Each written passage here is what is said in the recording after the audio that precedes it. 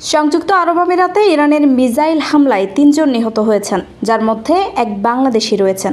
বাকি দুজনের একজন নেপালি আর একজন পাকিস্তানি বলে জানিয়েছে সংবাদ মাধ্যম গালফ নিউজ। আমিরাতের প্রতিরক্ষা মন্ত্রণালয় জানিয়েছে, যুদ্ধ শুরুর পর ইরান থেকে এখন পর্যন্ত ১৬৫টি ব্যালিস্টিক মিসাইল, 2টি ক্রুজ মিসাইল এবং ৫৪১টি ড্রোন ছোড়া হয়েছে। আর যুদ্ধ শুরুর দ্বিতীয় দিন সকাল পর্যন্ত অন্তত ২০টি মিসাইল ছোড়া হয়েছে, যেগুলোর মধ্যে ৮টি সমুদ্রে পড়েছে। দেশটির প্রতিরক্ষা মন্ত্রণালয় বলেছে, 2টি ক্রুজ মিসাইল এবং ৩১১টি ড্রোন ধ্বংস করা হয়েছে, কিন্তু ২১টি ড্রোন বেসামরিক অবকাঠামোতে আঘাত এনেছে।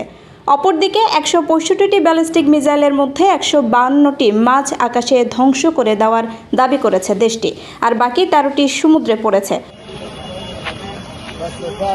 যার অর্থ আমিরাতে ইরানের কোনো মিসাইল সরাসরি আঘাত হানেনি বলে দাবি তাদের। এসব হামলায় মোট ৩ জন নিহত হয়েছেন, যার মধ্যে একজন বাংলাদেশি, একজন পাকিস্তানি এবং একজন ইরানি বলে জানিয়েছে প্রতিরক্ষা মন্ত্রণালয়।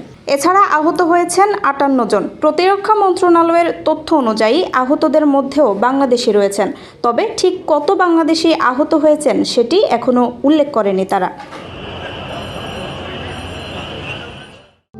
প্রবাসীদের জন্য নির্মাণ হচ্ছে দেশের প্রথম স্মার্ট সিটি, যেখানে থাকছে স্কুল, মসজিদ, হাসপাতাল, সুইমিং পুল, হেলিপ্যাড, পাঠাগার, জিম, সুপারমার্কেট, শিশু পার্ক সহ সকল নাগরিক সুবিধা। মাত্র ৩০ লাখ টাকা বিনিয়োগে মিলছে আকর্ষণীয় ফ্ল্যাট। প্লাটিনাম ইনভেস্টরদের জন্য ঢাকা বিমানবন্দরে ভিআইপি প্রোটোকল সুবিধা। বিস্তারিত জানতে যোগাযোগ করুন স্ক্রিনে দেয়া হোয়াটসঅ্যাপ অথবা ইমো নাম্বারে।